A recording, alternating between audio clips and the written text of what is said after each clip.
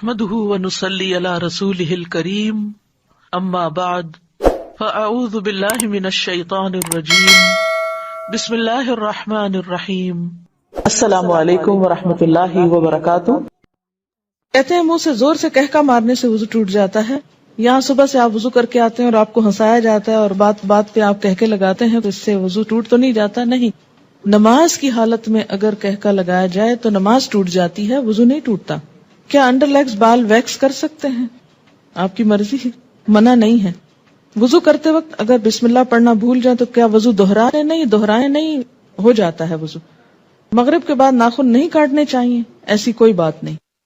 ناک میں پانی چڑھانا سائنسز کے علاج کے لیے مفید ہے، کسی نے کمنٹ بھیجا۔ حاجت کے نفل کے لیے کیا الگ وضو کرنا ہوگا؟ آپ نے حدیث پڑھی تھی کہ آپ صلی اللہ علیہ وسلم نے فتح مکہ کے موقع پر ایک ہی وضو سے کئی نمازیں ادا کی تھی۔ شیرٹن میں ایک آنٹی واش روم کے ٹائلز پر تیمم کر رہی تھی۔ میں نے کہا ٹائلز کی دیوار پہ تیمم نہیں ہوتا، لیکن وہ کرتی نہیں۔ جی ہاں، ٹائلز پہ تیمم نہیں ہوتا اس لیے کہ وہ تو پکی ہوئی مٹی ہے، سعیدن طیبن ہے جس کے اوپر ہوتا ہے، تو وہ سعید کی اس میں نہیں آتا۔ اور دوسرا یہ کہ واش روم کے اندر تیمم کی وجہ کیا ہے آخر؟ کیا صرف تھک جرابوں پر مسح ہوتا ہے؟ آج کل تھن ساکس پر مسح نہیں کیا جاتا۔ بات یہ ہے کہ جب جراب کا لفظ آیا تو تھن تھک کی بات نہیں کی گئی۔ بات یہ ہے کہ اس تکلیف سے بچانا مقصود ہے کہ آپ اسے بار بار اتاریں۔ ہاں، پھٹی ہوئی جرابیں نہ ہوں کہ جس میں بہت بڑے بڑے ہولز ہوں کہ وہ ساری سکن ایکسپوز ہو رہی ہے، یا ایسی باریک ہوں کہ نیٹ کی بنی ہوئی کہ جو جراب کم اور پاؤں زیادہ نظر آ رہا ہو، تو یہ چیز آپ خود دیکھ لیجئے۔ اگر مہندی لگی ہو تو کیا وضو ہو جائے گا؟ جی بالکل ہو جائے گا، کیونکہ مہندی رکاوٹ نہیں بنتی پانی میں۔ ہاں، اگر ایسی کوئی چیز آپ نے لگائی ہے کہ وہ چھلکا بن گیا اور اس کے اوپر سے اتر رہا ہے تو وہ اور بات ہے۔ کسی بھی چیز کے لگنے کے بعد اگر پانی اس کے ریشے تک پہنچ جائے، ویٹ ہو جائے، وہ سارا دھل جائے، اس کے اندر سے پانی گزر جائے تو کوئی بھی چیز منع نہیں ہے۔ ہاں، اگر کوئی چیز پانی کے اور اس سکن کے درمیان بیریئر بن جائے، کوٹنگ ایسی ہو کہ پانی سکن کو ٹچ نہ کرے تو پھر ٹھیک نہیں۔ کتے کے بارے میں سوال ہے کہ کپڑے کو لگ جائے تو نماز پڑھ سکتے ہیں؟ جی اگر ڈرائی ہے تو ٹھیک ہے، کوئی حرج نہیں، لیکن اگر ویٹ کتا ہے یا اس کے چھینٹے آپ کے اوپر آ گئے ہیں تو درست نہیں ہے۔ کیا عورتوں کا ختنہ جائز ہے؟ آپ کس دنیا میں رہتے ہیں؟ کس دنیا میں رہتے ہیں؟ مجھے حیرت ہوتی ہے بعض دفعہ آپ کی حیرت پر۔ آپ کو پتا ہے بعض افریقن کنٹریز میں یہ رواج ہے۔ اس میں آپ دیکھیے کہ یہ ان کا ایک لوکل رواج ہے۔ اسلام نے عورت کے ختنے کا حکم نہیں دیا ہوا۔ یاد رکھیے کسی حدیث میں عورت کے ختنے کی بات نہیں آتی، مردوں کے ختنے کی بات آتی ہے، اور ان کے لیے تو پروو ہو چکا ہے کہ ان کی صحت کے لیے ضروری ہے۔ لیکن اگر کسی خاص علاقے میں یا کسی خاص کلٹ میں ایسی کوئی چیز ہے تو وہ ان کا لوکل کلچر ہے، it's nothing to do with Islam. اور اس پہ بہت پروپیگنڈا بھی ہو رہا ہے، آپ کو پتا ہے۔ میں نے خود کئی جگہ پر یہ پڑھا ہے کہ اسلام نے عورت پہ بڑے ظلم جو ڈھائے ہیں، ان میں سے ایک ظلم یہ بھی ہے کہ بعض علاقوں میں عورت کے ختنے ہوتے ہیں۔ یہ اسلام نے ظلم نہیں ڈھایا، یہ لوکل کلچر کی بات ہے۔ اور اگر کسی علاقے کا کلچر ایسا اور پھر انہوں نے اسلام قبول کر لیا اور کلچر بھی ساتھ ساتھ رکھا، اب مثلاً آپ کسی دن یہ پروپیگنڈا شروع کر دیں کہ جو کانچ کی چوڑیاں ہوتی ہیں اگر ٹوٹ جائیں تو عورت بیچاری کا وہ خون نکال دیتی ہیں اور یہ بڑا ظلم ہے، اس لیے ان کو بنانا بند کرنا چاہیے، تو اب یہ اسلام نے تھوڑی آپ کو کہا کہ آپ کانچ پہنیں۔ آپ کا لوکل کلچر ہے، کسی اور ملک میں ایسا نہیں ہوتا، تو آپ کی مرضی، آپ پہنے نہ پہنے تو احتیاط کریں، نہیں پہنے تو نہ پہنے۔ بہت ساری چیزیں ایسی ہیں کہ جس میں اسلام نے نہ کرنے کو کہا ہے اور نہ چھوڑنے کو کہا ہے۔ بہت سے لوگ کہتے ہیں کہ دیوار پر ہاتھ مار کر تیمم ہو جاتا ہے، اگر اس پر مٹیوں کے قرآن پاک کی آیت کیا ہے؟ سعیدن طیبن۔ پلین میں پانی موجود ہے، واش روم بھی ہے، لیکن جا کر کرنا مشکل ہے، تو کیا تیمم کر کے نماز پڑھ سکتے ہیں؟ وہاں وضو کی جگہ کتنی ہوتی ہے یہ بھی بتائیے۔ دوسری بات یہ کہ جو لمبی فلائٹس ہوتی ہیں اس میں بعض حضرات وضو کر کر کے پانی اس طرح ختم کر دیتے ہیں کہ اس کے بعد میں جانے والوں کو بیچاروں کو ہاتھ دھونے کے لیے بھی کچھ نہیں ملتا۔ میں خود اس بات کی عینی شاہد ہوں۔ اس لیے جہاں پانی صرف وقتی استعمال کے لیے رکھا گیا ہو وہاں آپ اس سے زیادہ استعمال کر کے دوسروں کا حق نہ ماریں۔ ہاں، آپ پوچھ لیں جہاز والوں سے کہ اس میں 300 لوگوں کے وضو کا اہتمام ہے تو ٹھیک ہے، کر لیں۔ اگر غسل کرنے کے بعد استنجا کیا جائے تو کیا وضو قائم رہے گا؟ نہیں۔ اگر صابن لگاتے ہوئے یا ویسے دوبارہ انسان کا ہاتھ ایسی جگہ کو چھو جائے کہ جس کے چھونے سے وضو ٹوٹ جاتا ہے تو غسل کے بعد پھر دوبارہ وضو کرنا ہوگا۔ کیا وضو کے بغیر حدیث کے ٹیکسٹ کو چھوا جا سکتا ہے؟ چھوا جا سکتا ہے۔ غسل پاکی میں غراروں کا حکم ہے؟ نہیں، ایسا کوئی حکم نہیں ہے، یعنی کلی کرنا کافی ہے۔ گلے میں پانی ڈال کے غرارے کرنا ضروری نہیں. کسی نے مسئلہ پوچھا کہ انٹر کورس کے بعد پاک ہو جاتی ہے اور نماز بھی پڑھ لیتی ہے لیکن اس کا ڈسچارج ہوتا رہتا ہے تو اس صورت میں کیا کریں؟ ایک دفعہ نہانے سے پہلے اپنی طرف سے پوری صفائی کر لی جائے. اگر اس کے بعد کوئی ایسی چیز ہو تو دوبارہ بس وضو ہی کافی ہے. کیا ریزر کا استعمال کر سکتے ہیں؟ جی کر سکتے ہیں.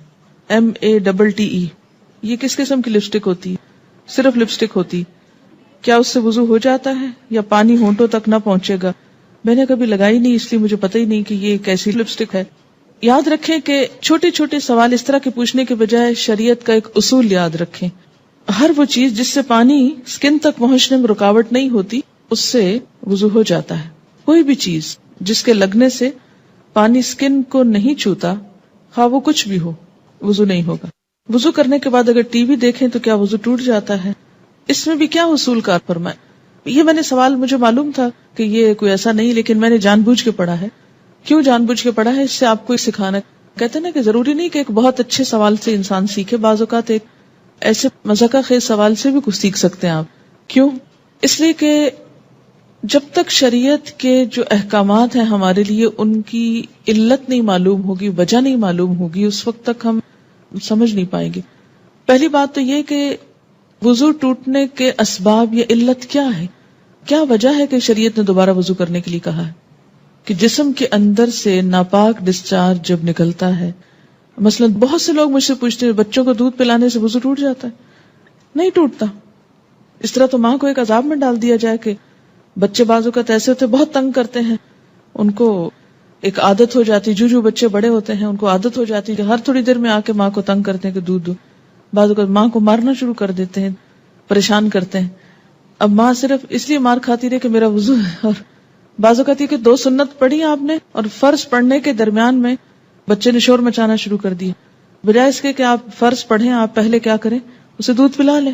اور آپ اس لیے نہ پلائیں کہ وہ میرا وضو نہیں رہے گا تو بچہ شور مچا کے سب کو جگا ڈالے.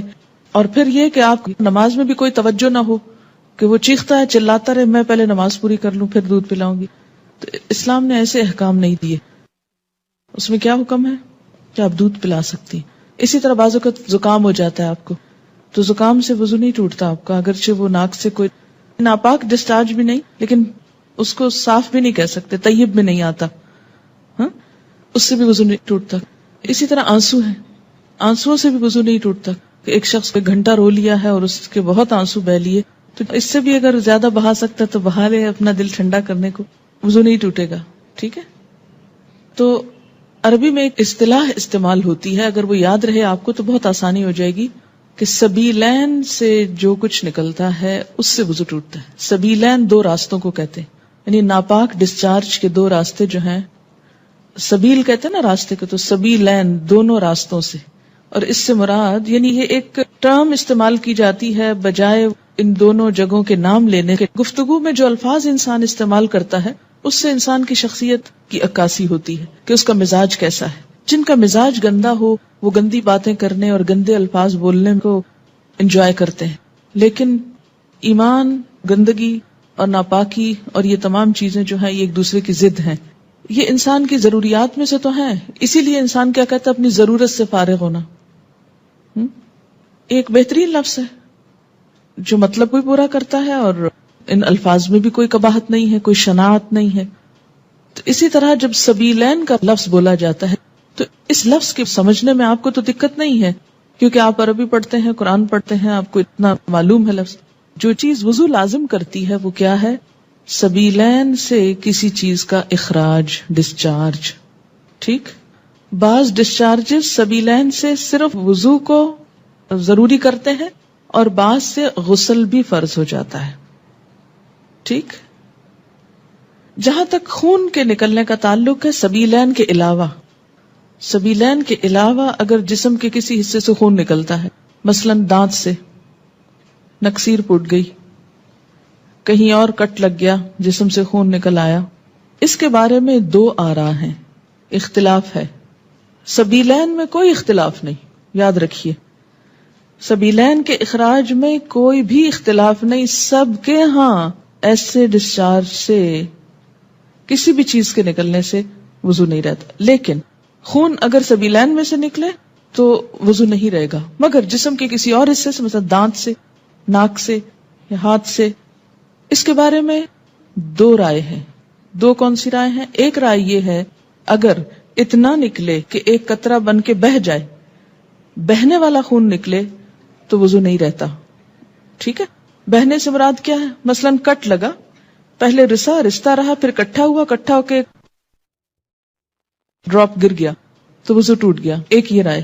دوسری رائے کیا ہے اس میں کہ نہیں، اس سے وضو نہیں ٹوٹتا، اور وہ دلیل کیا دیتے ہیں کہ حضرت عمر رضی اللہ تعالیٰ عنہ کو جب نماز میں شہید کیا گیا تھا تو انہوں نے نماز چھوڑی نہیں، یا حضرت علی رضی اللہ تعالیٰ عنہ کا جب تیر نکالا گیا تھا نماز کی حالت میں تو انہوں نے نماز توڑی نہیں تھی. ظاہر ہے تیر نکلا تو کیا خون نہ نکلا نا. ہاں، اسی طرح اگر آپ نے وضو کیا ہے، بعض اوقات ایسا ہوتا ہے نا کہ وضو کر کے آپ ہٹنے لگتے ہیں کہ آپ کو منہ محسوس ہوتا ہے، آپ دوبارہ سپٹ کرتے ہیں تو کیا ہوتا ہے، اس میں کچھ ریڈش محسوس ہوتا ہے کہ لگتا ہے کہ مسوڑوں سے خون آ گیا. اب اس میں وضو کی ایسی ضرورت نہیں ہے. اسی طرح بعض اوقات نماز پڑھتے پڑھتے کسی کی نکسیر چھوٹ جاتی ہوتا ہے نا، بعض لوگوں کو تکلیف ہوتی ہے. نکسیر کا معنی پتہ ہے آپ کو؟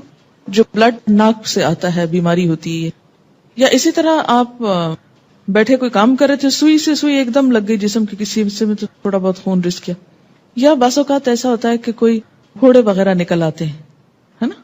اچھا، ان پھوڑوں سے کچھ نہ کچھ تھوڑا تھوڑا رشتہ رہتا ہے، پس نکل آتی ہے کچھ یا کچھ، یا کسی کو کوئی اور چوٹ لگ چکی ہوتی ہے تو نماز پڑھتے میں کیا ہوتا ہے، اوپر کھڑے ہوئے نیچے بیٹھے زمین پہ، اس سے وہ پریشر آیا کسی جگہ پر تو خون اور نکل آیا.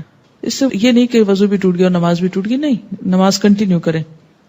تو تھوڑا بہت اس طرح کا اگر بلیڈنگ وغیرہ ہوتی ہے تو اس کو اگنور کیا جا سکتا ہے. اسی طرح آپ وضو کر کے کھڑے ہیں، ناک سے زکام آ رہا ہے، کوئی فرق نہیں پڑتا، رو رہے ہیں آپ، رو رہے ہیں، کوئی بات نہیں. یا منہ سے رال ٹپک گئی، بعض لوگوں کو بیماری ہو سکتی ہے منہ سے رال ٹپکنے کی، سوتے میں تو ٹپکے کی تو وہ تو پھر ویسے ہی وضو نہیں رہے گا. لیکن بعض اوقات ایسا ہوتا ہے نا کہ بعض لوگ جیسے کمزور ذہن کے ہوتے ہیں یا مریض ہوتے ہیں، یا اسی طرح تھوک دیا آپ نے، تھوک ہے یا تھوک میں بلغم وغیرہ ہے تو اس سے وضو نہیں ٹوٹتا.